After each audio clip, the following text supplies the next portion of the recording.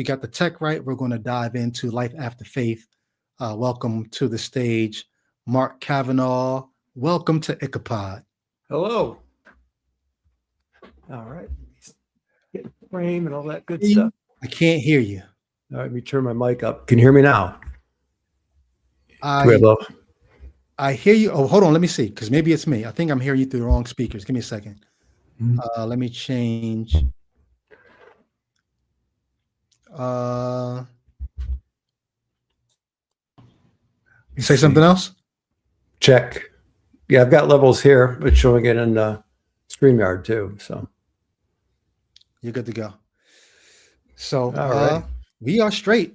We can actually, I'm going to give people a few minutes to get in, but the crowd hears you. I hear you. You are good to go. Before we even dive in, since we got the tech up and running, okay, what made you interested in telling your story? Wow. Well, as I said when we talked before, if it was a short time ago, I probably would have said no. Okay. I think I've got a few things to add. That's all. And I know there's other people out there they're struggling. It's everybody's journey is different, but in no way is it easy. So, and are you out of the closet as an unbeliever with the people around you, people in your life? About 90%. Okay. So there's a few people that they know, they see changes in me. So we just haven't come down, and they know I don't go to church anymore. And my views on God and have changed, things like that. Yes. Are you careful about vocalizing your views, or do you say what you need to say when you need to say it? How do you do it? I say what I need to say when I need to see it, but I'm not sure that it's always wise. So, I mean, really, it's not always, for them or for me. I'll tell anybody anything if I think it'll help them, right? But if gotcha. I don't think it's going to, then we don't need to just, I don't need to fly that flag, There have been instances where I stopped myself from saying things like I've been in conversations with Christians who were questioning, and I would stop myself from saying more because I could tell at that moment saying more is probably going to be less helpful. Correct. Like you need to continue believing and wrestling with what you're wrestling with without whatever I would say. And so I don't say anymore because I know it's not always helpful to rush somebody to the door of deconversion. Right. And you can't really. I mean, I look at deconstruction as something that happened to me rather than something I did. So that's the way I think about well, this mic's really picking everything on the table up. It's a condenser. It's pretty sensitive, but I view it as something that happened. Just even to think about the way thoughts work, right? We can't control our thoughts. It's also the idea that belief is a choice. Well, I think that's nonsense too. We can't believe anything that we're not convinced of. Yeah. So how we get there, how that starts, the process is unique for everybody. So there are a few landmark things I think, how I became a Christian and also how I started thinking differently. But again, for me, it was a decade plus long process. So I wasn't, I think that made it easier, but then again, it was like a long, dark night of the soul. So it was it was lonely because I really didn't talk about it much. Like I said, people could see little things, but not entirely, so. Because I didn't know where I was. 10-year period. Yes. Yes. Wow. So go ahead. Let me take my glasses off. I guess I'm trying to wait just a few more minutes for people to get in, but my curiosity is welling up within me.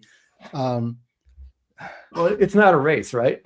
You know what I mean? So it's not a race. That's the thing that it's a marathon, not a sprint. Things happen in their time, So one of my I was thinking row your boat gently down the stream. Hey, we're not fighting the stream, we're just going with it, So anyway. I think that's one of the good things about having deconverted is, like you said, not only is it not a race, not only is there's no real pressure on me to deconvert anyone. It's like sometimes I feel like Christians look at me and feel like I'm trying to snatch people's faith away. I don't have any pressure to help anybody, like to deconvert people. Right. There's, I mean, I'm sorry, I cut you off, man. Continue. No, well, no. I guess the only thing I was going to add to that is my only real concern is that people know it's okay to question.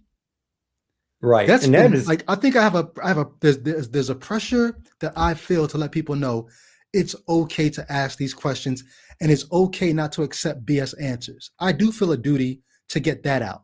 But in terms of deconverting yes. people, there's no like, oh man, I almost had one. None of that is there for me. Mm-hmm. But as a Christian, there was that pressure. No, you need to get these souls. You need to save these people. Exactly. So, and in my earlier days, I was pretty evangelical. I brought a lot of people to church that wound up getting baptized. So, but there's no real drive to do that anymore. Yeah. And part of it, so I'm in the same kind of place. Like I don't enter conversations or relationships with the goal of changing anybody's mind that time. Maybe budge a needle a little bit, just share a little insights on it. It may not even be about religion or Christianity or whatever. It might just be about things about life, because it all kind of works together, Yeah. Yeah. Good stuff. Good stuff. Hey, thank you guys in the chat for letting us know you can hear Mark and everything is good to go. I'm going to give a couple more minutes for people to come in for the 8:00 show. People who are typically used to seeing the 8:00 exit strategy show. For anybody who's just coming on, I'll probably say this once or twice. I planned to do a call-in show starting at 6:30, but it didn't go public on Instagram and Facebook like I thought it did. So there may not have even been people who knew that we were here. So that's why it looks like we were on for a long time. We're about to start the actual Life After Faith episode now. So just so you know what's going on. Without Faith says, I'm so careful when it comes to talking to married women when their husbands are staunch believers. So I cannot wait to have a conversation with you. Without Faith, I don't know if I've asked you in any of the comments that you've made before. I know you make comments, and are you interested in doing a Life After Faith episode? Would you be interested in it? If you are, let's set that up, because I always enjoy your comments. I would love to have a real conversation with you. And even if it's not Life After Faith, if there's a topic that you feel like, you would want to talk about on the show, get at me. Let's rig something up, unless you're just content just to, to chime in the comments. Okay. Said absolutely. Okay. So I'll hit you up about doing that then. Good stuff. Good stuff.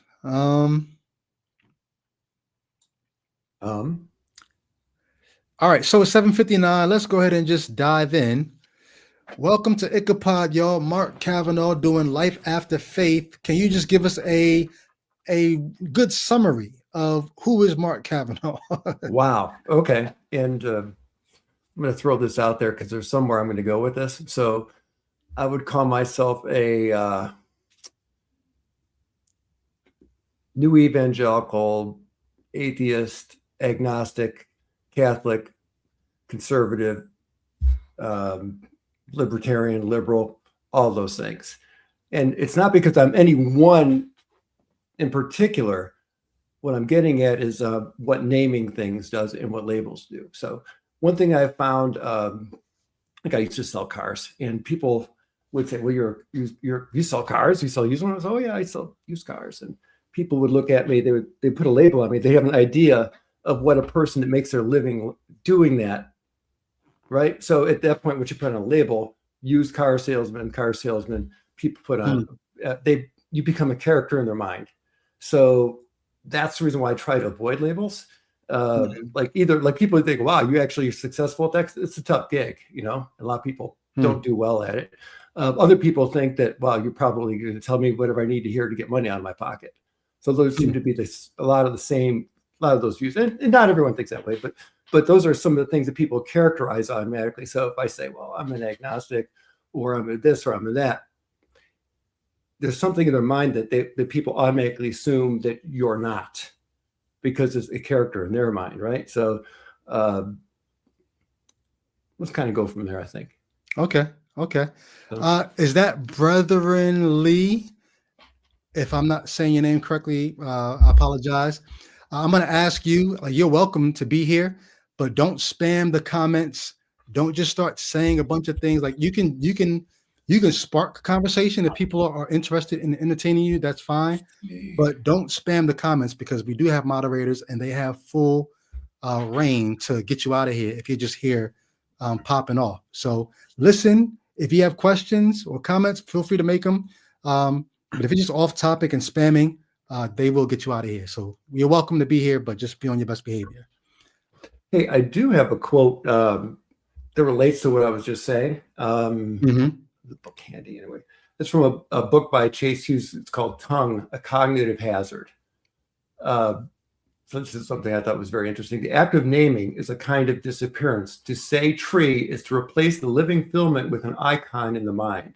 The neat electric scar that hums when you summon it, so you can walk through the forest without ever noticing they are alive. You were trained to do this. And I think that really that resonated with me. So it's a very interesting book. And that's not to say that labels are not helpful, right? Oh no. But they are limiting. So right, they are limiting and they're useful, of course. Like like I know that this is a brush. I can brush my hair with it. So, but the tree is more than just Anyways, well, that's a challenging concept to me because if I take what you're saying, and I like being able to entertain these ideas, but if I take what you're saying, so correct me if I'm wrong. The reason why you just introduced yourself with all those different labels is because even though you understand how limiting labels can be, what you're saying is if people are going to get a sense of who Mark Kavanaugh is, they would actually need all of those labels just to even get an idea. Exactly. Because even though you're not still a Christian, you are you've been shaped by evangelicalism. You've been shaped by all those things will give them a sense of who you are. Right. So I would say Christian and ethics primarily, right? But those are just certain universal things. Hey, I don't want to steal your stuff. I'm not going to go after your wife and your things and hope you do the same for me. That type of thing. There's basic morality that it's not exclusive to Christianity either. But so I would say that both my ethics. Go ahead. Yeah, like you said, it's not exclusive to Christianity. But if we were honest, we would have to say, but that is where most of us got it from in this place, in this country. Right. Correct. And some of the stories and examples and things we saw in life, we were having an influence, and that's not a bad thing. So yeah. So I'd say there's a little bit of all those things still in me, right? Gotcha. That's challenging to me because I would have to sit and ask, are there ways in which I'm still a Christian? And I think I could readily point to some of those ways. Right. Like, for example, and again, there's all kinds of square circles and all kinds of things with faith that are a problem, but who is inspired by a story about somebody that's powerful, that's willing to sacrifice themselves for the good of others, right? So that's the basic Christian story, right? God comes to earth and sacrifices it for people. There is something that's good about that and inspiring, right? I would say, when the strong, lay down their strength for the weak, et cetera, et cetera. However, I'm not going to get into all the other things that come along with it, but that story in itself is inspiring. Otherwise, we wouldn't have believed it. The way I see it. Yeah. Nice. All right. So let's do this.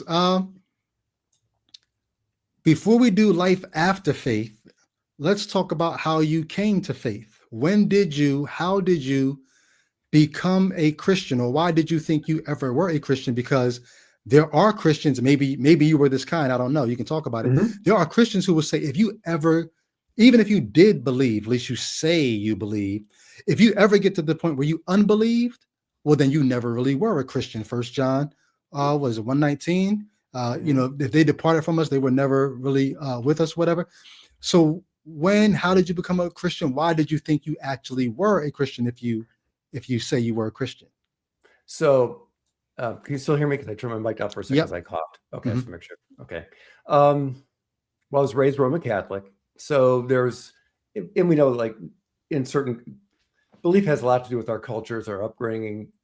So that basic belief in the Trinity, Again, basic morality, those kinds of things were just assumed. So I grew up with the assumption, even as a young adult, that there was a God.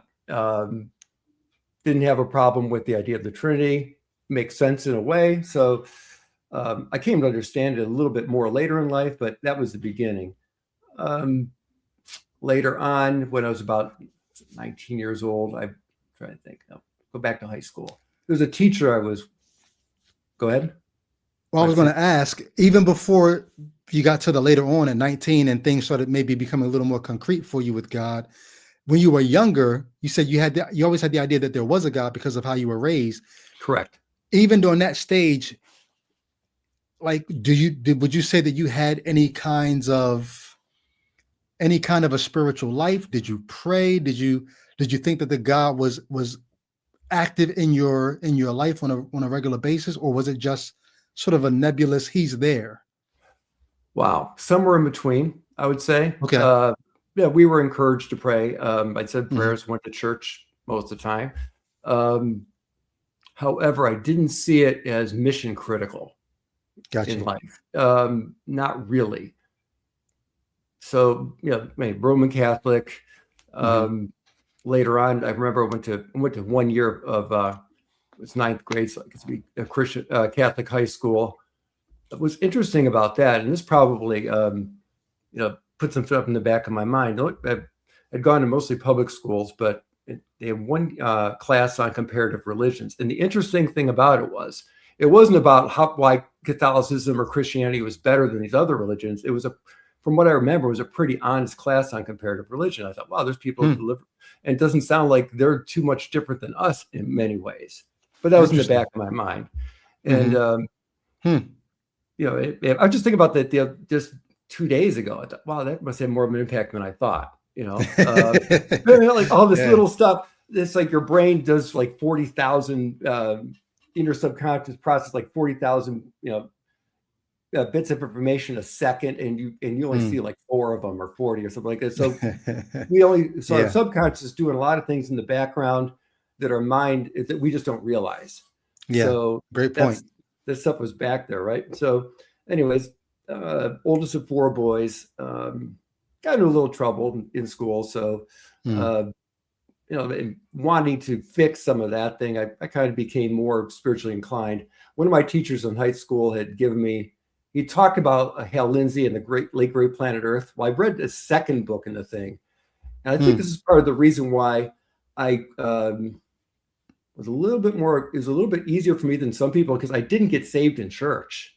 I got saved reading a book not connected to any church. So the sinner's prayer was the thing I said, like, it totally disconnected. I still call myself Catholic times. I didn't know anything else. So. So you read an evangelical book with a sinner's prayer in it, but didn't know that was from a Protestant point of view. I didn't see the difference because I already believed that Jesus existed. I believed that there was a resurrection. I just didn't make a personal connection with that should make that much of a difference in the way I live. You know what I mean? Gotcha. Not saying that so I was it's just hard to, there's a lot of guilt and things that come with Catholicism. We're all Christianity, really, like you put Jesus on the cross, yada, yada. So that's kind of what happened there, man. So, but I was connecting with it and wanted to change better, live better for God. So then this year or two later, I was working in a print shop, and the guy invited me to church. So it was a place called the Gospel. So hold on, real quick. Between the time when you said the sinner's prayer, and then 2 years later, when the guy invited you to church, did you see any improvement or spiritual appetite or interaction with you? And like, what happened in between those 2 years? Not a lot, I would say. Well, I went to church. I was probably a little bit more sincere and things like that, but I was just more open, I think. You know what I mean? Because it wasn't like the idea that Jesus died died for my sins was not a new idea. Gotcha. So I think it was more of an emotional or more of a personal connection. You know what I mean? So it didn't require a change in really believing what I'd been taught at that point, at least from what I understood. So I didn't see a big difference. So maybe I became a little, if I was a little bit more affected in my day-to-day life by what I was thinking, but I didn't. It was still just a background thing, but there was a marked change, and that's and when I went to the Gospel House Church with my friend who I was working with. They did the evangelical altar call. I went forward. That kind of cemented everything, and then Why did you go forward if you had already said the sinner's prayer? And like, why go forward? Just seemed like the thing to do at the time. Maybe a recommitment. Okay. I don't know. I just didn't understand much. You know what I mean? So I read a book and said a prayer at the end of it. Didn't know anything. So okay. Thought, well, this is the thing to do. So I did it. Okay. I was which is so you go forward to the altar call. Mm-hmm. You say a similar prayer to the one you said in the book. Did you think at that moment, like, oh, again? Okay. Like, well, I didn't see a problem with it, right? Saying, okay. Oh, I thought there might be value in they might have even said, come forward, because it was a public declaration that you had faith, right? Which is different than saying a prayer by yourself in a book. So I think that was the motivating factor, honestly, and connecting with people and wanted to become part of a thing, maybe I don't know.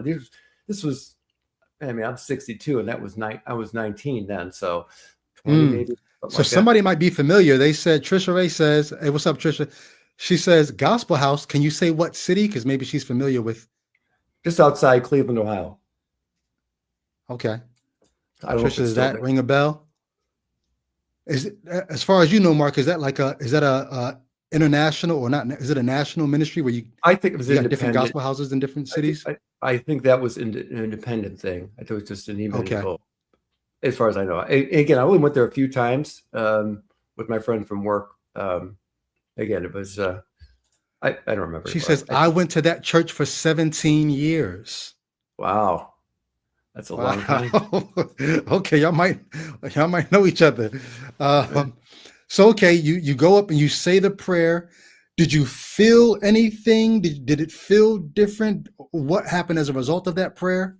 Yeah, there was definitely a connection. Again, I felt a little bit more committed. Maybe a lot. I don't know. You know what I'm saying? We don't always, we do things and we think we know why. And sometimes there's more, even when it's at the top of our mind, so, but it made a difference. I started, I went to church. I was on the west side of Cleveland. That was on the east side. So it wasn't practical to go there often. I did eventually connect with some other Christians in the area. I started going to some evangelical charismatic churches. I can't remember how exactly all that happened. Again, it's been a while back, but it's a place called North Coast Church I went to for a while. So with the evangelical charismatic, when you're in there and you're seeing the gifts of the Spirit and all that, are you thinking, this must be God? Or are you thinking, how can this be God? What are you thinking as you're seeing the charismatic gifts? I wasn't sure about a lot of things, but I thought it was okay, right? Because I knew that there were people that believed different things. I was a person to know anything, but I was sincere. I believed I was sincere enough at the time. You know what I mean? So I wasn't there. I wasn't playing it in. And I'd come to realize some of the things that I had believed weren't right, or I'd changed my beliefs on. So I was open to other people doing that. So the idea that the doctrine had to be exactly a certain way for me to fit in a place wasn't a thing at that point. Okay. But you weren't practicing the gifts. You weren't speaking in tongues or getting slain in the Spirit. I did later on. I think that happened to me once or a couple times, but anyway. Okay. I would love to hear about it, but we can move there. So what changed? Were there changes in your life? Did you find yourself, I don't know if you were cursing or drinking, or like, did you have behavioral changes that went along with now I'm really committed? I wasn't, but yes and no. Probably swearing less. I started listening to a ton of Christian radio, so I mean all kinds of stuff all the time, trying to I learned a lot from that, I guess.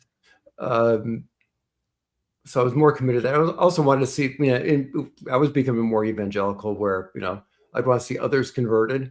So I became, you start preaching the gospel. Yes. So I'm not sure exactly. That would have been not exactly them, but I was, again, people I worked with and stuff. We would talk about it. So we were. or you're sharing your faith. That's probably the more colloquial Sharing way my, to. exactly. I was sharing my faith. Yeah. Exactly. Okay. That's a good way to put it. Yeah. And seeing people come to faith. Right. So Yeah. I started having that. Then my brother, he went to a camp, went camping. It's a campground in Pennsylvania, and there was a lady who performed there, and she was, anyways, he did the altar call there. So then he came home and told me about it. I thought, yeah, I kind of already did that. So we started going to a different church that was closer by in where we lived together. Did that for a few years. Now that one was not charismatic, but they were Christian Missionary Alliance, so they're open to the idea of if you're going to this particular one, it's more like going to a Baptist or more conservative church. However, they would never say that the gifts of the Spirit. They would say they're not required, but they would not come out and speak against somebody that spoke in tongues. It didn't happen in the church, but they would not see it as a problem necessarily. So. And is this the church where you eventually ended up speaking in tongues? No, I've been to Okay. lots All of right. churches now. So went there for a while. I did bring a lot of people there, and they wound up getting baptized and converted. So, more than a couple. So that was I was kind of on a roll then, my soul winning, so to speak. I play guitar. Me and my brother, we performed there once in a while. We did some things for the youth group. I'm sorry, for the singles group, a couple things like I never played in church on the worship team in that particular place, but so we did music. We're active in the singles group. Yeah, went to church there on Sunday. So Okay.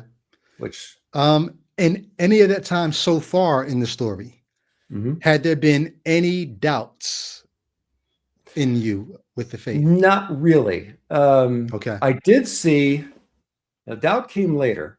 Because I figured, and I think we might have said this when we spoke before. I just knew that, like, if there was somehow that I wasn't afraid to ask questions. I understood the story of Thomas, and he wasn't thrown out because he wanted to touch Jesus' side or stick his fingers, in his wound. So, also, there's a verse somewhere in the Old Testament where God says, "Come, let us reason together." I just thought, well, this thing found me. I didn't find it. So if God knows everything, he knows what's going to happen. So pondering ideas and doubts, I didn't see as problematic. Okay. So I didn't feel like it was, I believed look, this new birth thing, if it's really a new birth, which I believed it was, it's a permanent change that I can't change anyway. So, and God knows what I'm going to do, right? He already knows, what's happening, what I'm going to think in the future, where I'm going to go, all those things. And he called me anyhow. So I thought, well, we're good, so that gave me some liberty to later on, maybe think differently, not be so worried about making mistakes, things like that. Okay. Did you feel like you had a vibrant, your quiet time or your time with God, praying and reading the Bible, was that vibrant when you were It was, in yes, that phase? I would say so. It was active, not as, nobody's as vibrant as they think it should be. You know what I mean?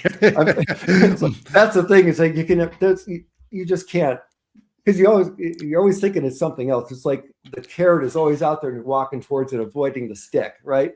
I remember the book from, what's the guy's name? My Utmost for His Highest.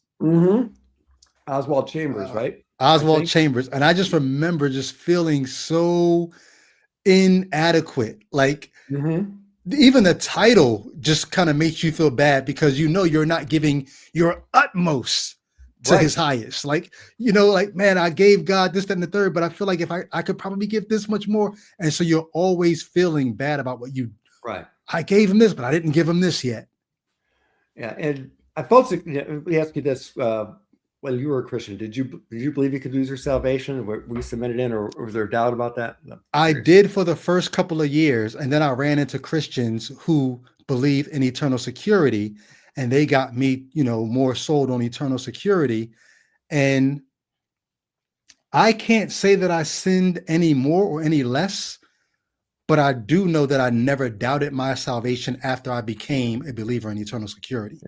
Whereas I think, before that, I was going up for altar calls every right. other month.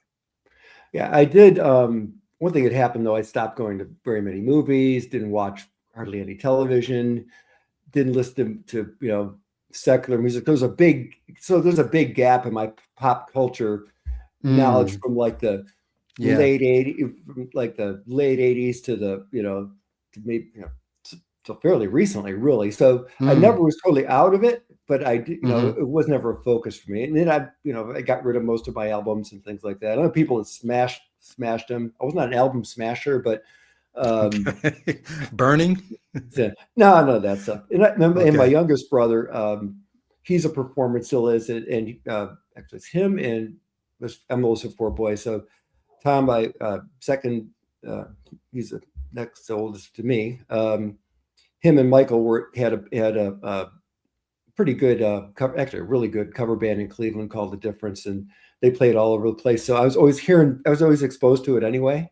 Hmm. Um, so I didn't see a problem. I did have mixed feelings about going to clubs though and seeing my little brother playing out professionally, but he's made a good living Okay. at it. He still does. So Got you. he's done quite Did well in any of that. your three other brothers, did any of them ever think that you were doing too much with the religious stuff?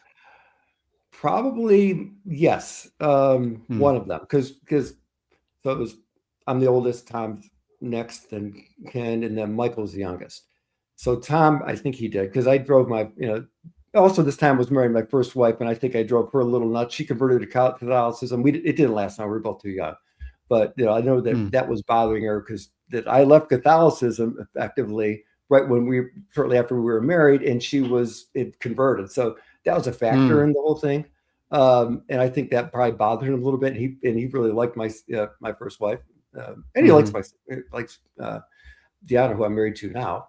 But yeah, so I Hmm. think there was some of that, and my Wow. parents, of course, because they were Okay. Catholic. Mhm. So, in their Catholicism, did they? Because I remember when you said the sinner's prayer with the Hal Lindsey book, you didn't necessarily know that it was Protestantism. Right. Um, did your parents and your brothers, did they realize, okay, you're Christian, but you're not what we are anymore. You're that. Did Yes. they see the difference? Yes, that was an issue, Okay. but Hmm. based on what I believed. So I was always pretty open with them about talking about things. So they just wish I continued being Catholic. Got It's you. part of your identity, right? I mean, that's the Yeah. so I think the thing that allowed me to be free to move was the fact I was converted without really any affiliation with any particular religious thing except for a book that talked about the end of the world coming. Okay, that sounds like bad news. What else? Oh, geez, Steph, I said, well, that sounds like good news. I'll go with it. So I'm okay. Okay. This is maybe this is all I have to do. You know what I mean? So at the time, you know, Now, in your journey so far in the story, did you think that it was possible to lose your salvation or no? no, no, I Okay. was because I just thought that there. I mean, I would run across people that thought that, but I was like, no. Again, if this thing would never happen if it was up to me in the first place. Second of all, Hmm. if there was a way to screw it up, I would. So Got you. I was able to move forward. So I was pretty Okay. consistent in that belief from the beginning. Once I Before we even thought begin about to get into how the doubts start coming in, do you mind talking about the speaking in tongues? Like, how did you get the confidence or the wherewithal to dive into that part of the religion? it, okay, so kind of all these timelines, man. Um, so I made a couple of new friends, and they had a band, so I just started playing in their band. Christian band's original music. We played around coffee houses, stuff like that, and never went that far with it, but we had a lot of fun. And they went to a church. So I was at for a while. We all stayed together too. So we rented a house Mhm. together. It was kind of like a commune, but not really. We all just chipped Okay. in for everything. I still went to the Grace CNMA church. They went to a church. I don't remember what it was called, but one of the guys in the band wound up marrying the pastor's wife. So we wound up going there all the time. And that Wait, was wait. He ended up marrying the pastor's wife? the pastor's daughter. Not I the was pastor's about to wife. say, Sorry, man. what kind of church is Whoops. this? Okay. So that was a full-on Pentecostal church. I got bopped on the head a few times, and I guess I'm supposed to fall down, that kind of thing. And I don't know if I ever really spoke in tongues. I kind of wanted to, or some gibberish, but this is the real thing or not. That gave me some doubts there. Like, what is this actually happening? It's kind of went with it. I think a lot of that stuff, that channels, I think a lot of that is method acting, even if you actually don't know that you're method acting. That's the thing. I don't get into that too much, but it just influence and just going with the flow. It seems like the thing to do. No. Get into it if you mind, because it might help somebody who's watching. Get into it. If you like, you call it method acting. Say a little more about that. So I think you think you're supposed to do, it feels like the right thing to do. Other people around there encouraging you to do it, and it's cool, and it doesn't feel bad. So you're not going to get hurt. It looks a little strange to people that are outside of it.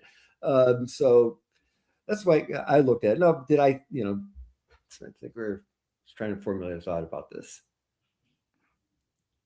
Yeah, I'll just leave it at that. So getting back to channeling. I'm going to talk about that a little bit later, but I think that has a lot to do with it too. People that are channels, some of them may not even know that they're method acting. Some of them are. They just feel like there's a message that is inside of them that they want to get out, right? So I think preaching can be that way. Prophecy can be that way. Somebody thinks they're a prophet at church and wants to give a prophecy, which I never did that, but I always had doubts when somebody would try and give me a word, but again, I knew the people weren't perfect, and neither was I. So I just kind of. So wait. So that's important, though. So you never tried to prophesy. You maybe tried to speak in tongues once, but you kind of weren't really even sure if that was legit. You wanted to, though. You wanted whatever God was doing in that place at that time. Absolutely. Then you just said there were people who tried to prophesy over you, and you had doubts about that when it was actually happening. Yeah, or somebody would just say, God told me this for your life. I can't even remember the details. I was like, yeah, maybe not, but maybe, maybe not. We'll see if it actually works out that way, right? But why so iffy? If they're saying God said this to me, why not fully like he did? Okay, like why not embrace it? Because I have my own doubts. I thought God was telling me things. And I thought, nah, maybe not so much, right? So they'd like to believe it. So the way I look at it, and even now, with Christians and stuff, somebody said, I'm going to pray for you, or they want to tell me about Jesus, whatever. I don't necessarily argue with them. I just figure, well, they care about me enough because I'm going to give them the benefit of the doubt. They're sincere. They're trying to do the right thing. Now, again, that's a big blanket statement. And of course, there's all kinds of corruption and everything. But I'm just going to give them the benefit of the doubt. Or even some of my evangelical friends that I haven't seen for a million years, they tried to, I would expect them to ask those questions if they care at all.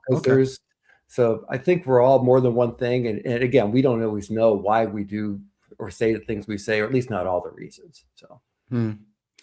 So I only have one more question before we get into when you begin to deconstruct. And if there's no answer to this, we can just go right to the deconstruction. But I guess I'm curious, what was the height of your Christian experience? Like for some people, it was the time they preached to 20,000 people, or for some people, it was the time they believe they actually heard God speak. And even if they explain it to themselves differently now, when they were a Christian, that was the moment where they felt like they were their most spiritually, in sync. Was there a moment or a time where you feel like this was the height of your Christian experience? There's high points. I don't know if there's one particular height. One of them was when I was bringing people to church and they were getting baptized, even though look at that now, oh no, what did I do? Right. I think that's about most of them have probably left the faith or adapted to just, like the title list says, everyone's leaving. Does Jesus care? I think for the most part, they're okay, but a lot of them did not. I know a lot of them didn't stay. Some of them did though, but, again, this was a long time ago. I haven't talked to these people in 20 years, and I do not contact them anymore. And the other high point, probably next high point. So it'll falling out with the people at the Grace Church. divorced my first wife, no longer playing in the band, started going to a church. I met my wife at a church event in church basement music thing. And then I started she was going to a charismatic church. What was it? Denomination doesn't really matter. A place called People's Baptist. And I think that was probably one of the best parts of my life. So it's interesting, and it had to do with just the way they did things there. And it was not your typical, you think about a fundamental Baptist church being certain ways. This was definitely different. I think that there's a certain liberty that they had there, and it's a little bit of, I wouldn't say they were not conservative, but it was a different kind of thing. So, my wife and I got married there. We were active in it. I went for just a few classes at a Bible at a Bible institute. I was thinking about becoming a preacher, but life was good. So we were active. And some of my other friends from the other church came there, and life was good. That was probably when I was most in the groove, I think. Gotcha. Life was flowing. So how does it begin to become undone for you? Okay. I'm going to fast forward then. Okay. So there's more. I could go into more about my past as a Christian, but we moved to Texas 24 years ago. It was a business thing. I was contracted to do some work, actually run a retail thing. It was like a 6-month thing. Decided to, and we just liked it here. We sold our place in Ohio, decided to stay. Started going to church here. Went to a couple of different ones. Played in the worship teams of a couple evangelical churches. They weren't particularly charismatic. I'm trying to think, fast forward. And I was working in sales at the time. That's pretty much, I made my living in sales my whole life. But I just remember I came home, and the internet we finally got cable internet. I think it was working pretty good. So I watched a video on there called "The God That Wasn't There," and I don't remember what the details of it, but I know that I need to reconsider this thing, just in the back of my mind. Why did you even watch it in the first place? I don't know. I don't remember. I just remember I was on there and I ran across it online, and I thought, that's interesting. The God who wasn't there. I was just curious. I'd say curiosity. I'm a pretty curious person to this day. I thought, well, let's check this out, and God who wasn't there. And again, I don't remember what specifically. I just thought, oh man, this is something I need to, I wasn't ready to deconvert by any means. I thought, what, there's some stuff that parked in the back of my mind, along with some of the things I learned at comparative religions class.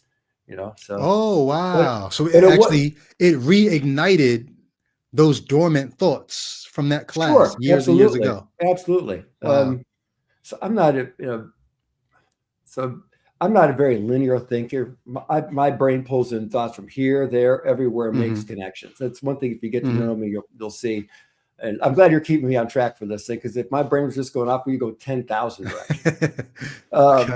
It's just the way my head works.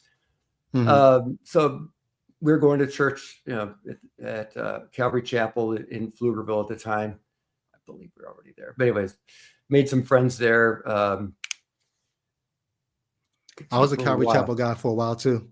Calvary Chapel, yeah, and it's not particularly charismatic. This one wasn't. I don't think generally. I know that they're kind of not too different than CNMA. In other words, they're open to the idea, but it's not a thing that's really practiced or emphasized. At least not in the one I went to. So it's less, it's less conservative than the CNMA was back then, but similar in that regard. So it was comfortable, for me. And I thought, well,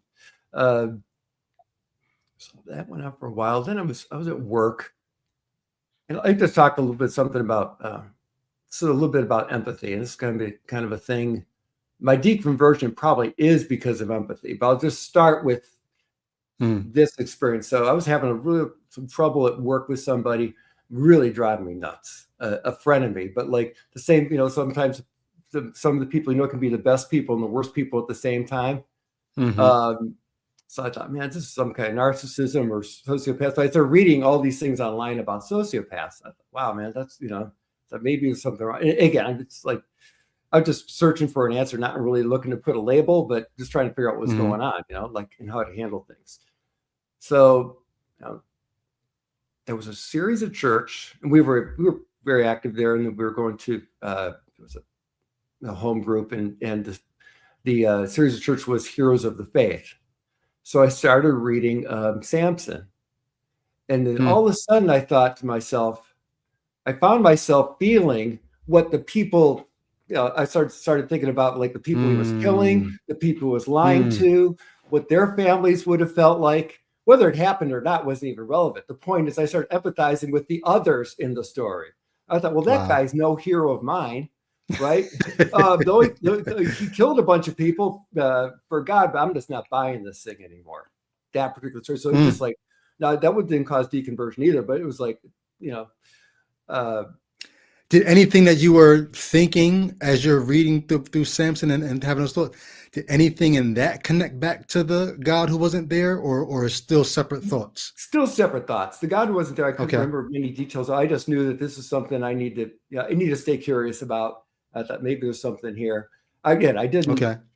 I wasn't pursuing deconstruction. It's something that happened to me, and that's I was just doing my thing, and things kept on happening.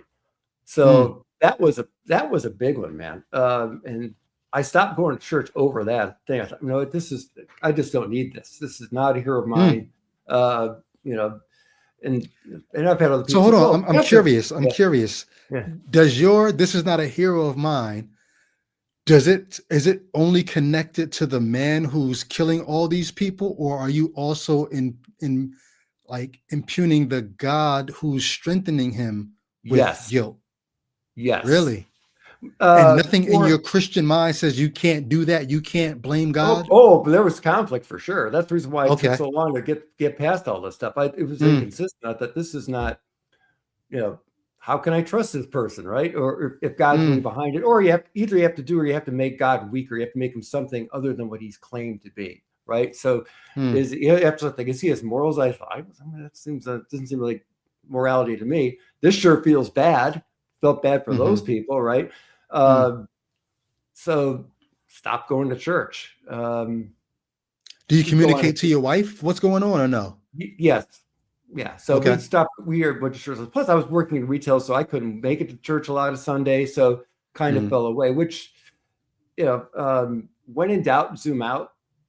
That's something. It wasn't Alan Watts. It was one of the other guys I listened to help with my reconstructing. But when you distance yourself from a thing, you can think more clearly about it. And I think the fact that I became a Christian, reading a book, not going to a church, gave me the ability to do that comfortably. Like, I'm just busy. I'm doing this thing. I would go if I can. If my conscience tells me I need to do that, I'll do it. But I just got to do what I have to do to, get through life, pay my bills, and et cetera, et cetera. So that's what I did. And I just didn't feel like I really wanted to go to church that much anymore. It was a bit confusing. I thought, maybe this whole thing is no good, right? And then it's interesting, a musician at the other Calvary Chapel in Austin, which is in South, in South, one of the musicians died, and they had a service, and somehow my wife and I wound up going to his memorial service.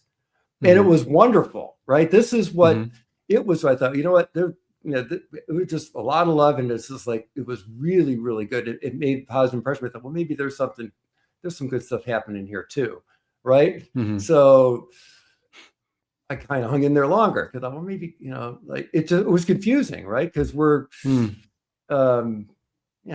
was just kind of confusing. I thought, I'll continue moving forward. I don't need to make any kind of decisions. So I just continued on from that point. Because you're not actively deconstructing at that point. You're putting distance between you and the thing that's causing you this mental anguish. Well, there is this. What deconstructing is happening in the back of my mind without me. I think it's a thing that happens. So all this stuff is adding up on the inside, right?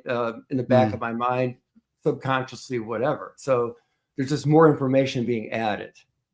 So Got you. it wasn't like one day, it wasn't like flipping a switch on and off. It was kind of like Hmm. dimming, I would say. So what are you doing with the Jesus figure while you're distancing yourself from Samson and Samson's God's morality and I was trying to hang church and on. all that? So yeah, I was hanging on to the Jesus figure for sure. I thought, yeah, Okay. again, the idea, there's a certain hero story about somebody's laying their life for others. Um, Hmm. I was kind of selective, and I mean, I'd heard all the other stories about you know, uh, ethnic cleansing in the Old Testament, and some of the things that Jesus even said were, well, actually, not really till later. So, Mm. um, yeah, I thought the apostles, trying to go with the world. I thought they were trying to do a good thing. So I had no doubts about Okay. whether it actually happened yet till much later. Okay. So you say much later, you're talking years later? Yeah, maybe. Well, yeah, maybe a little bit. Yeah, maybe a year or So two. you're hanging around and you're hanging on for dear life. Like the memorial service kept you in. They're I trying wouldn't to say I do was good. Jesus is a hero figure. He died for the sins of the world. right. And you're not necessarily reconciling it all, but you're not forcing yourself to actually have to answer it either. Exactly. And here's the other part of the equation, right? So, being a conservative evangelical, um, Fox News listener, that kind of thing. So Mm. it's all the othering of what the alternatives are, right? So is there good alternatives yet? Wow. You know what I mean? Wow. I wasn't sure what the alternative was. I'd see, you Wow. know what I mean? It's like I was in a bubble. We all are to a So point. what kept you in is, if I'm not in this, what am I with those people over there? Those what? I mean, Right. pagans or sinners or Well, godless or whatever they are. exactly. Because I thought, well, I don't want to do that. Because I believed, at the Mm. time I believed in hell. I thought I didn't think I was going to go there, but I just thought that's, I don't want to entertain that, right? Just like right now, like even today, like, like, am I going to really encourage Christian entertainment if I were to find it entertaining? Probably not, for the same kind of Mm. reason. What's the last thing you said? They're going to be back on track here. Um, I just was summing up the idea that um, you're staying in because you don't know if you want to be with those who are out. Right. And also I just didn't know that I had to leave. I didn't feel compelled to leave. Just things were adding up. Mm. So for a while I Wow. worked. So hold on, Yeah, that's interesting too. To say I don't necessarily know that I have to leave. I can just be in with all these questions. right. Exactly. So Okay. going back to the friend of mine that used to say something, he used to say, Mark, if it hurts bad enough, I'll change it. Well, apparently it didn't hurt bad enough. You know what I mean? And I was Mm. comfortable. So something like that. I was working in working for a Wow. company, a marketing company. I was the rep to actually all the phone carriers. My job was to go on there and promote Windows Phone and do merchandising and training, sales training or events, and give them all that kind of stuff per year. So I covered a large area, so I had many hours of road time. Hmm. So there was a guy called Stefan Molyneux. He was an atheist, and I started listening to all of his stuff. He started his podcast by like driving in the car and then hitting the tape recorder and then recording, putting it on. So a lot of the things that he had to say were giving me even further. Maybe this isn't so And good. why But did you start listening to him? I don't know. I can't remember how I even Okay. ran across this. Something again. This was over 10 years ago. Yeah, probably over 10 years ago. Yeah, because it was like 12 or 14 years ago. But again, I started deconstructing, started finding more and more holes in the boat, right? Best way to describe it, I guess. So I realized that Yeah. just because someone's an atheist doesn't mean that they're a bad person. They're not necessarily more moral. You don't need religion for to Mm. construct moral. So here's something that really helped me. He wrote a book called his idea was, and how morality works. It was universal preferable behavior. So it's not saying that Mm. there's, so like you and I were both Mm. speaking English, right? Right now Yeah. we speak English. If I spoke Japanese to you and you didn't understand it, you're speaking English to me, that would not be preferable behavior if we want to communicate. Right. So that sets a baseline that there is a way, there's a right way and a wrong way to do things in some ways if we're trying to accomplish a goal. So universally preferable behavior. The other idea of it was for it to be universal, we both have to be able to do it at the same time, right? Mm-hmm. So, like, for example, murder would always be wrong because I can't kill you and you can't kill me at the same time. And we both prefer not to be murdered or theft. So that's just basic logic for forming a moral system. But to me, it was always something I read in religious books and never really put together that way. I thought, you know what? Yeah, we don't really need God to figure out morals at all. This is but doesn't mean that. But that didn't tell me that God necessarily didn't prove his existence. I'm just saying that we can kind of figure out on our own that there's a reason why we see similar ethics and morals in different religions and different societies. There's some basic things we see all the time because they figured that same thing out. That was just kind of how it works. Thing made sense. Like, that's how morality is put together. But it was never. Bro, I never heard that now. In the book that I wrote, Let There Be Gaslight, the last couple of chapters, I had to turn my attention to, okay, so if no God, then what are you going to do about morality? But it's like once you begin thinking through those things and you start realizing, wait, there's a way to process morality without having to go through divine command ethics, everything becomes so much more. It's not just that it's naturalistic. It's so much more simpler than you thought it actually was. Clarity. That's if someone said, what's the biggest benefit of deconversion or deconstructing? Clarity. Everything is clear. But the way I relate to people is clear. The way I think I just don't have confusion anymore. Like the idea, like if you accept Yahweh, right, or we'll just use Yahweh. There's actually 3 different gods. There's several in the Old Testament that we all refer to as God the Father, but Yahweh as your father, like Yahweh made everything, but he also killed all kinds of people. Like, what's going on, right? It reminds me of the story of the abusive parent or the abusive spouse, right? So since we allow that confusion in our relationship with God, we're also going to allow it with other people. It's just natural, right? So it's okay that a person can be good and still do terrible things to us, or do terrible things to others, but because we want to see them as good and I identify with them, I feel validated in a strange way with even, allowing something like that, allowing things in our lives. So I just thought, well, that can't be right. So I think that really deconstruction really is a process of subtraction. So I said, God can't be good. Wow. And be Say that again, please. Say that again. Deconstruction for me is more of a process of subtraction than addition. So like, okay, I'll be this way. I don't know, something's wrong here with the Samson story, right? God really be all loving and not care about the people he's killing, right? And you can go to the idea of hell, and not all Christians believe in eternal conscious torment. Right? But the idea that that they would not care about hell anymore, or the people in there, that God would ignore them. What's so fun? I was about to say funny. It's not even funny. It's sobering. I think Christians treat hell the way Americans treat prison. Like, there are so many people in prison right now that we don't even think about. And some of them are in there for heinous crimes. Some of them are in there for low-level, non-violent crimes. Some of them are innocent.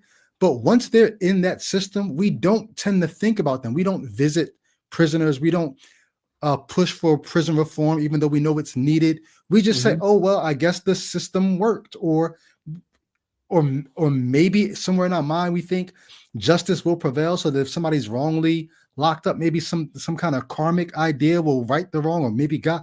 We don't think about the people, though.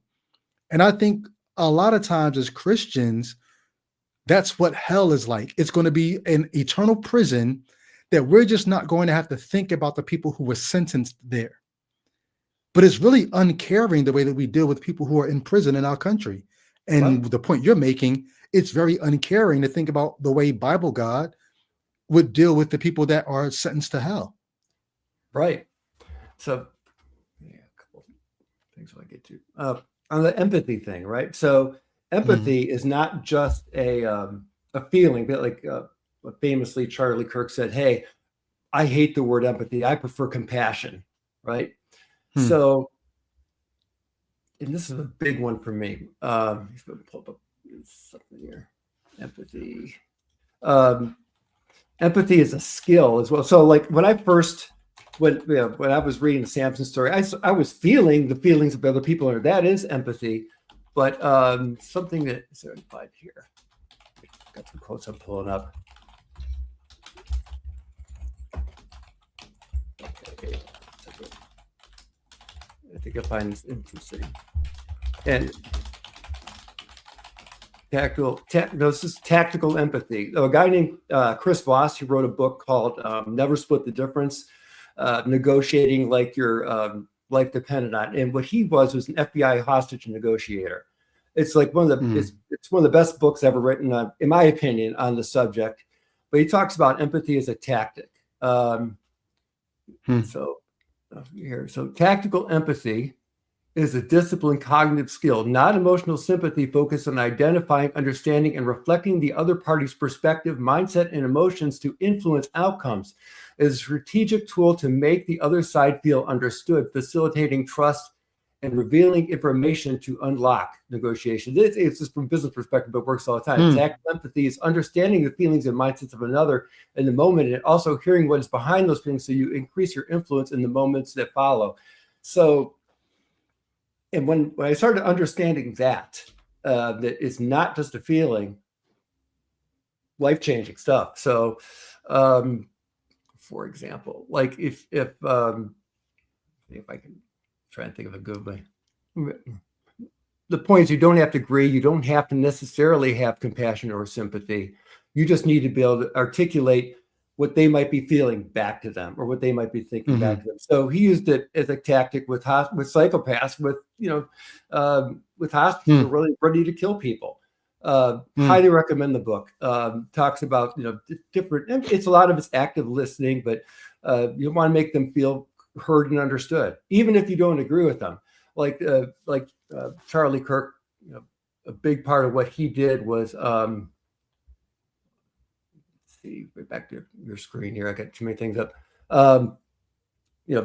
He would go there and debate people, and people say, "Oh, he's very compassionate." And somebody came up to him. I saw a video of him, and the person was a trans person. He says, the trans person thankfully, I guess. I mean, he didn't make them feel worse. He made them feel better because they were struggling with who they are. And he said, "I want you to feel like you're comfortable in your own body." But I think that the truly empathetic. The most empathetic way to go about that would be to say, "Look, man, I'm with you no matter what happens. We'll figure this thing out. Whatever's best for you, I got your back." Right? It's like I can't relate what it would feel to be trans or homosexual, but I certainly can. I'm ADHD, bit neurodivergent. I can understand with not being able to get my mind or my body to want to do the things I want them to do. So, empathy is just identifying with them. Hey, I know that, you must feel like, it would be simple to say, you must feel really alone. That must be really hard for you to go through, rather than try to explain them, correct them, or anything. What the con, I hear a con here. Sure. Because I'm always weighing things up against what I was taught from the Bible. And the Bible makes Jesus seem empathetic. The Bible makes Jesus seem like God's empathy.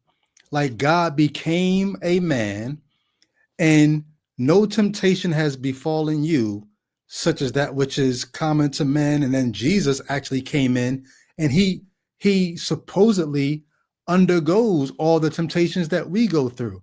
And it's supposed to make us think and feel, see, God knows your pain. God saw your pain. God this, God that.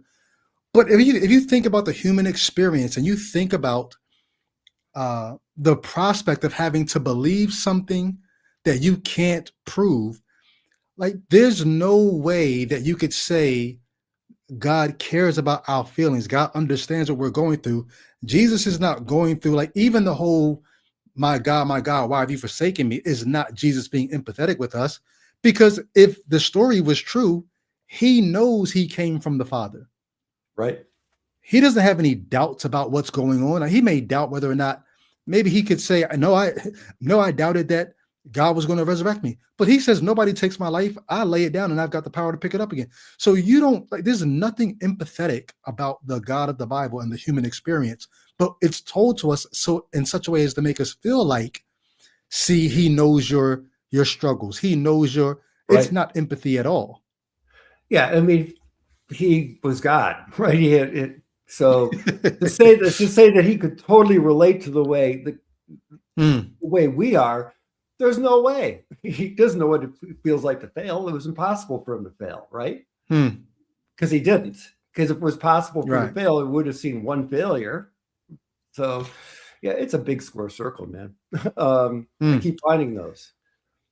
So let's land this plane, because so somebody asked in the chat, is this still a call-in show?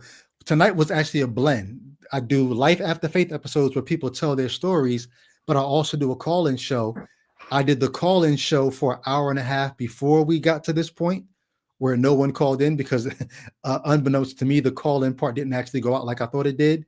But I actually do have several people waiting backstage to call in. What I'm probably going to do is take those who've called in and chop those parts off and make them their own episode.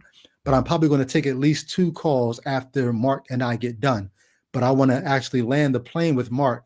So you're driving, you're listening to these tapes of an atheist talking about things that you really hadn't considered, morality without God, and just ways to process the human experience that don't rely on the religion you thought you needed to do that. You said it was a 10-year process. Can you talk to me about 2 different parts of that experience? When did you know that you were actually deconstructing your faith? And when did you know you were actually deconverted? I knew I was deconstructing things back then, but I didn't know, I'd never heard the word.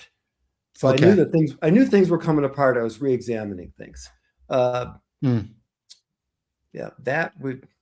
that process in some way continues. So let's see, move forward. Go to the next square circle. And I come to a point of some doubts. I started running across some other stuff on YouTube. So some of the new atheist things. One in particular. And about what year are we talking? This is a bit okay. I'm going to fast forward to maybe about 4 years ago. Okay. 3 years ago, something. Actually, it's been about 4 years. So I started running into other people. Like there was a guy, Pine Creek. He would talk about the real problem of evil, and basically what he calls the real problem of evil is, well, if God is perfect, He's a Trinity. He's all together. Like, you know, it's all love. It's all perfect. Why did He create anything? Right? Why even have sin, evil, devil, death, sickness, all things come around? Because He knew that's what was going to happen. So if He was perfectly content and complete by Himself, why do that? Good question, right? Pretty tough one to answer. So that one's like, so that threw another. Hearing that was like, consider that, wow. You know, there's more square circles. Let's see if I think of another one. But that was a major one there. There were a few other stories on morality and things like that. And are you talking to the Christians around you about, hey, this is problematic and I'm struggling with this, or are you dealing with it on your own? Just a couple friends of mine, I think. Yes, I would talk about that, and then they would have to defend whatever it is, whether it was the Samson thing or evil, or another one that he had a pastor on there that he would tell. He had a pastor who talked. He says, you know, if let's pretend we're it's the days of Noah, right?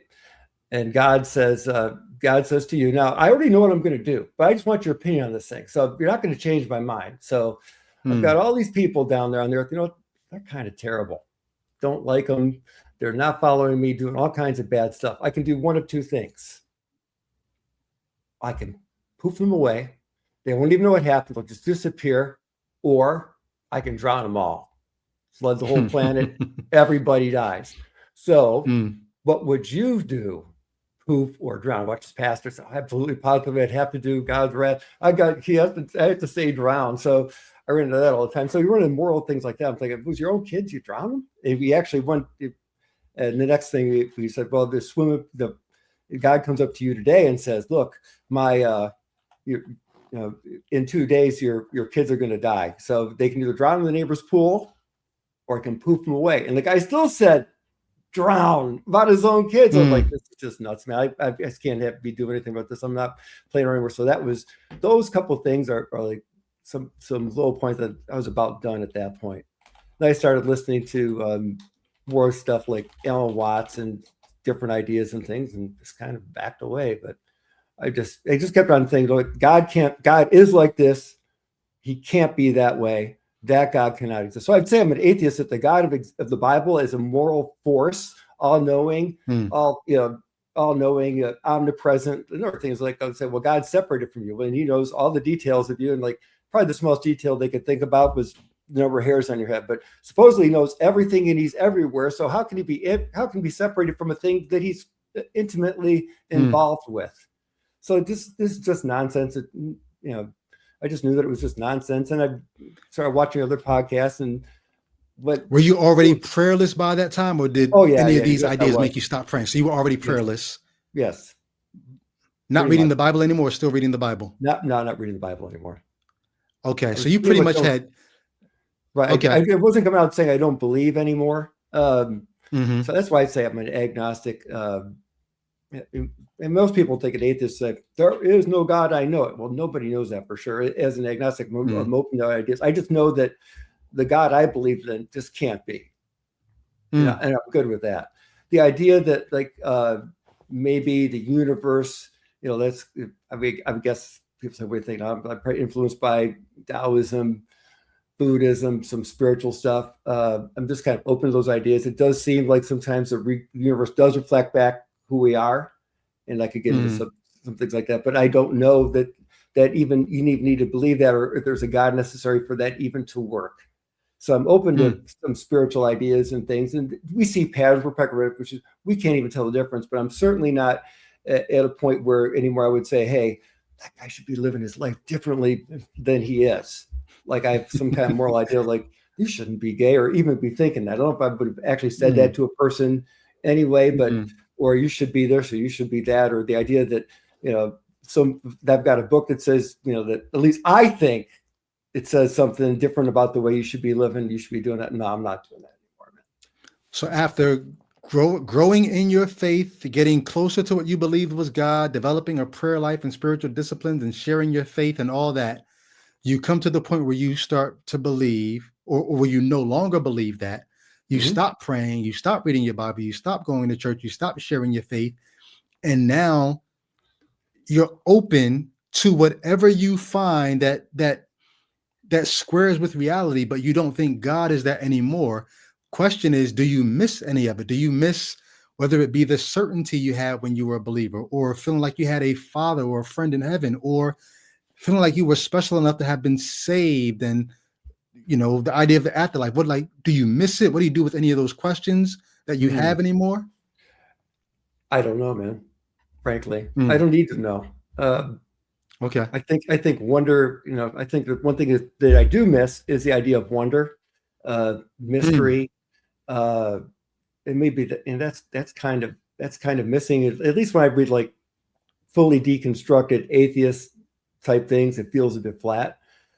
But there are people out there that it's a big world out there. There's a lot of ideas. Like right now, my wife and I go to a Unitarian Universalist church here in Texas, and that's refreshing because it's not based on doctrine, not really. So the most important thing again, with evangelical Christianity is like, what do you believe? Not what you do, not how you live, not whether you have, those are all secondary to what you believe. So you could do anything theoretically and wind up in heaven anyways. So yeah, there was a couple year period after I fully deconverted where I was just kind of lost. We had some good friends that I'm gonna get too much into it, but we disconnected from them, and an entire circle of friends disappeared overnight. So it was lonely for a while. And my wife, she's been a trooper, and she's still not exactly in the same place I am, but she's growing a lot. And we've been married 31 years. You said you go with her to the Universalist church? Yeah, it was my idea to go there, but she's going with me. Okay. So And why? Like, can you talk about real quick why y'all like why go to the Universalist Church? Why not just find friends at a bowling league or something? Like, why still a church setting for so I friends? think that there's basic human need for ritual, not Mm, belief, right? got you. Ritual, community, uh, purpose. Although in getting at a purpose, being I'm also a nihilist, so I don't believe that the universe without us has any purpose. But that means that Mm, all the purpose or meaning in life is the meaning and purpose we bring to it, and that's a powerful thing. So, mm, so what we do matters to the yeah. people we do it with, and maybe that's all that matters in the universe. So we are Yeah. the universe, in That's my all the opinion. matter. That's all the purpose you need, actually. Exactly. So I Mm. find it liberating. So it's been a rough road, but things are improving, and it's like things are going the right So direction. one question I will have, well, I don't know, question, maybe reaction. I found that I ended up with more wonder when I deconverted, not Exactly. less. You know Right. what I mean? Right. Because you're free to be more curious and look into more things. Absolutely. Yeah. Absolutely. So Okay. less restrictive. Yeah. So clarity and freedom of thought and liberation and yes, all that. Mm, Things are just good clear. stuff. Like things that used to confuse me just don't anymore. So. Yeah. And that's not to say that you have all answers. No, but it's, the answer having the right answers is not important. What's the answer? It's answering the best questions and the next question and not stopping asking them. Mm, You'll find the answers you need, mm. right? So that's why I look at it. Wow. I don't need to be certain about anything really. And that's Yeah. liberating in itself. So that's why I How say I'm an about that? agnostic. Yeah. New You know what's evangelical. funny? The guy who sparked my deconversion is a guy named Peter Enns, who I read one of his books, and it got me asking questions. And before I knew it, I was rejecting the Bible's answers. But this guy is still a believer, but he wrote a book a few years ago called The Sin of Certainty. And the way that he maintains his faith is to no longer pursue certainty. He thinks that Mm, God doesn't want us to be certain about anything. God wants us, and that's how he maintains his faith. And this is the guy that started me on my deconversion journey. I'm completely out of it. He's still holding on, but the only thing that keeps him is I don't have to be certain. I'm like, look, I don't have to be certain either, but I'm certain that's not true. yes. Um, but we don't want to let the perfect be the enemy of the good, right? So I've True. seen there was, and you've probably seen it. This one woman who deconverted and left MAGA. She was all upset because she wasn't being readily accepted in the liberal Mhm. or atheist community or whatever. Um, nobody owes her forgiveness for reconciliation, right? So, or Mm. anybody, so or me either. But there are people out there. There's communities of people like there's the work you do, the work your sister does. There's a couple of groups I'm part of on Facebook where there is community. There's people that are going through Mhm. it. They're not going to judge you, and Gotcha. people have a right. People should forgive not because like if I do something to somebody, they shouldn't forgive for my sake. They should forgive themselves for their sake because they don't need to carry that Mm. weight. So Yeah. reconciliation, you don't have to reconcile necessarily to forgive someone. Excellent. Mark, this has been golden, man. Thank you for coming on and sharing your story, your journey. Is there anything that I know you have some notes, anything that you want to make sure you get to say that you didn't say yet? I'm just say stay curious, people out there, because people Stay say, "Do you curious. have any advice?" That's the only advice. Oh, another bit of wisdom: stay curious. And then the other one is Mhm. one of Chris Voss's. He says, "Never make anybody mad that can hurt you by doing nothing," and that is everybody.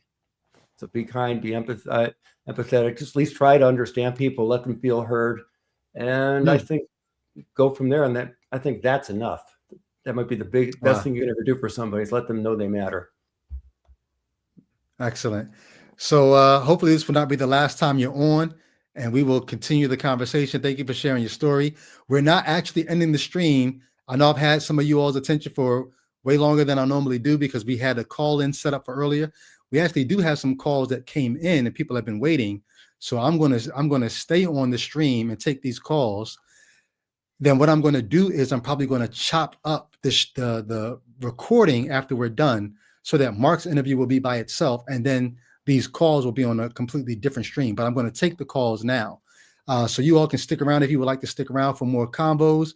Mark, thanks again. I'm going to let you go, and I'll have you back on soon so we can talk about some other important issues, because I enjoyed this conversation immensely. So thank you, man. I did as well. Thank you for having me. My Take care. pleasure. Have a good one, y'all. All You right. too.